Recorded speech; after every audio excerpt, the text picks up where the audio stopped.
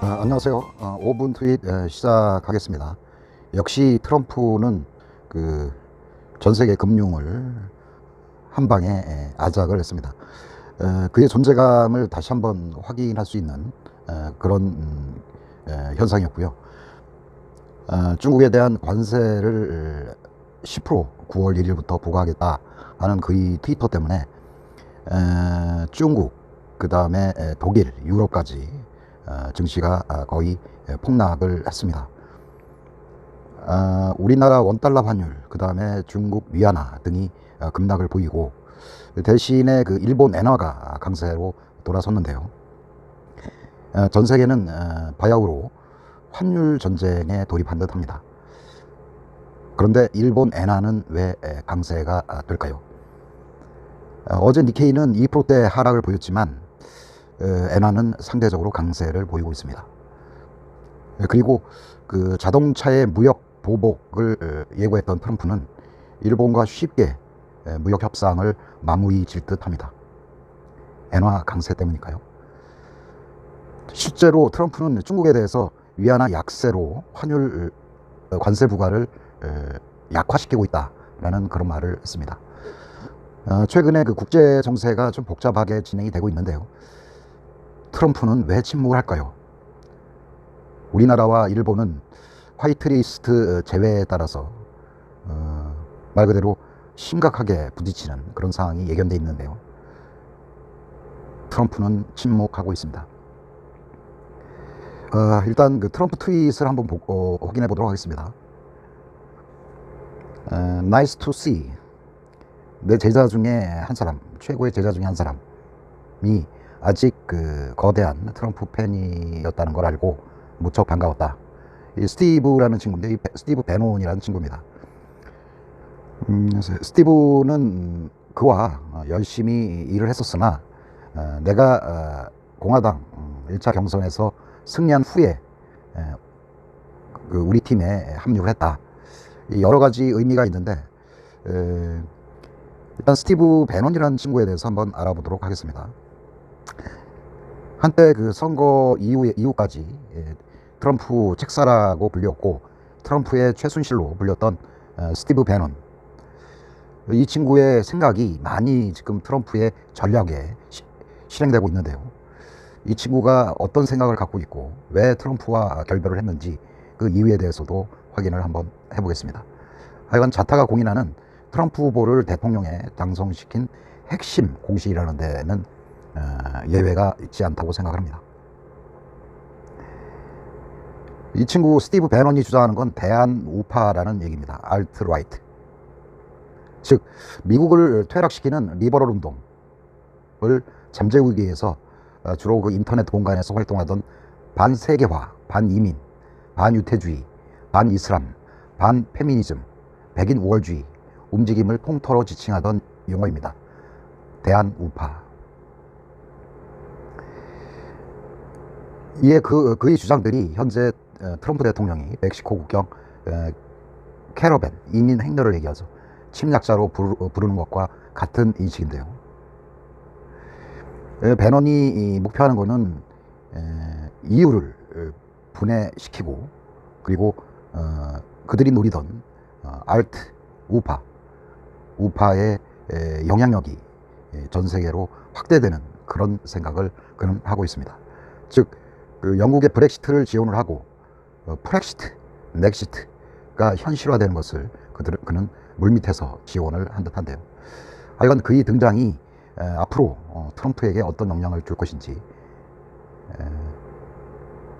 확인해 볼 필요가 있다고 생각을 합니다. 이 트위터 때문에 전 세계 금융이 요동을 쳤습니다. 뭐냐면 대표단이 중국에서 돌아왔고 꽤 constructive talk, 이게 생산적인 대화라는 말을 많이 씁니다. 그러니까 대화가 협상이 진행 중일 때 그가 쓰는 말이고요. 이거는 뭐냐면 시간을 질질 끌면서 그 시간의 역할을 하고 있다는 그런 의미가 되고요. 여기서도 트럼프는 3개월 전에 중국과 합의가 있었다고 우리는 생각을 했는데 중국은 전에 합의했던 사항을 재협상을 요구를 했다.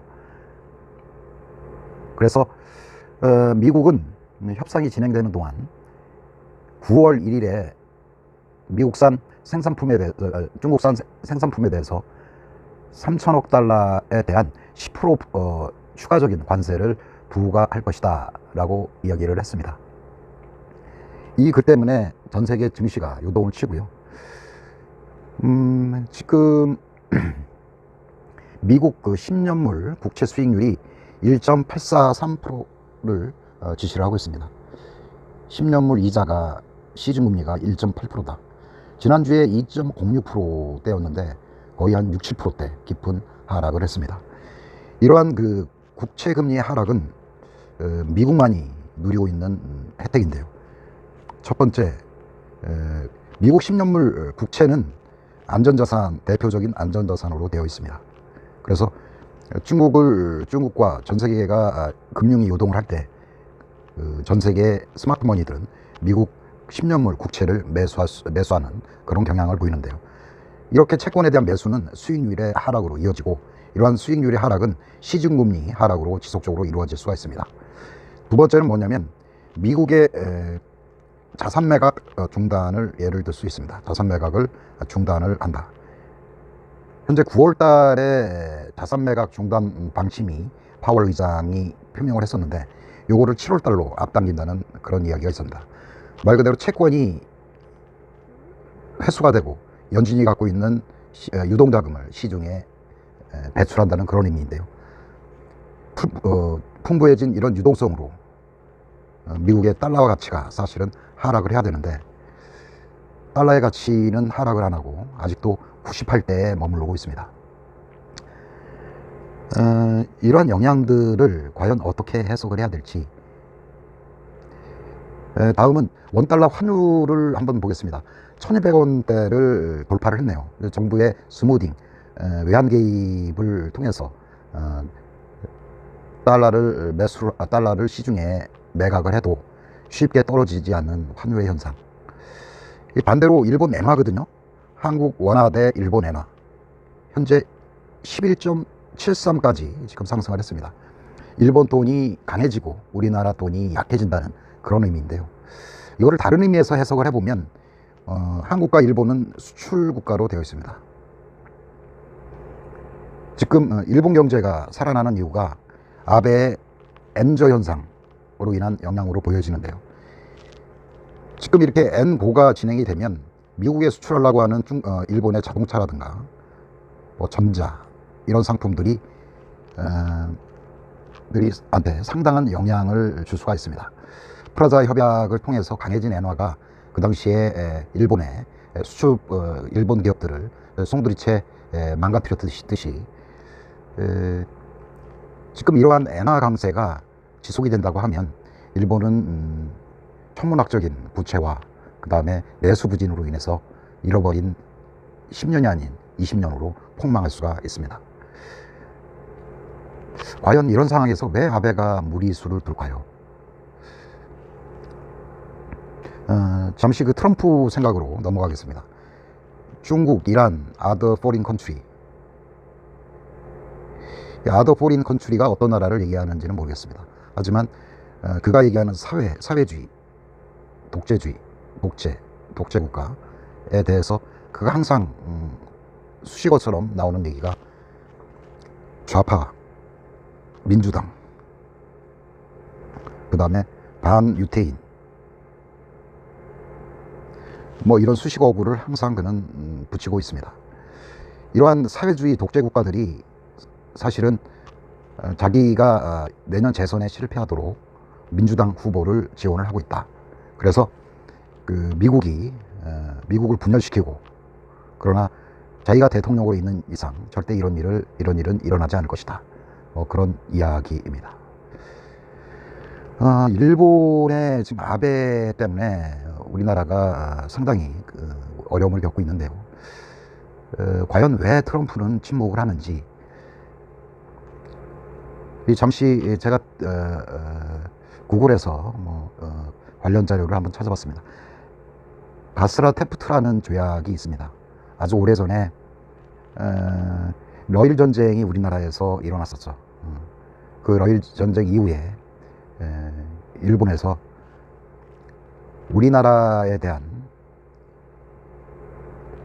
지배권을 인정을 하고 일본이 그 다음에 미국은 러시아를 방어하는 그런 역할을 하고 이제 필리핀이라든가 이런 쪽에 해당 국가를 자기네가 지배력에 둔다는 그런 협정이고요. 일본과 미국의 이 노림수는 과연 무엇일까요?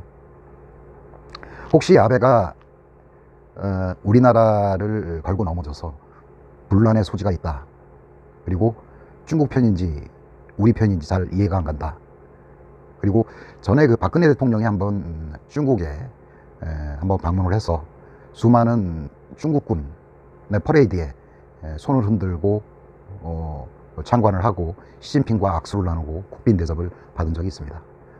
그런 이런저런 상황을 이용을 해서 일본이 트럼프한테 우리가 확실히 한국을 손을 봐주겠다, 그리고 그러면 미국에서 얻을 수 있는 게 뭘까요?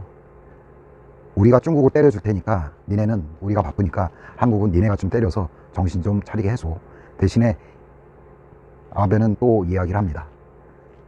삼성전자, 하이닉스, 우리나라의 모든 대기업들이 일본에서 원료를 공급받지 못하면 생산 공장을 미국으로 옮기게 해주겠다. 그러면 트럼프가 얻는 자국 내 일자리가 추가로 창출될 수 있는 그런 효과가 있다고 봅니다. 하여간 이런저런 생각인데요. 이거는 개인적인 생각이고 전적으로 개인적인 생각이라는 걸 다시 한번 확인해 드리겠습니다. 아무튼 즐거운 주말 되시고요. 우리나라 미래에 대해서 걱정하는 그런 하루가 됐으면 합니다. 감사합니다.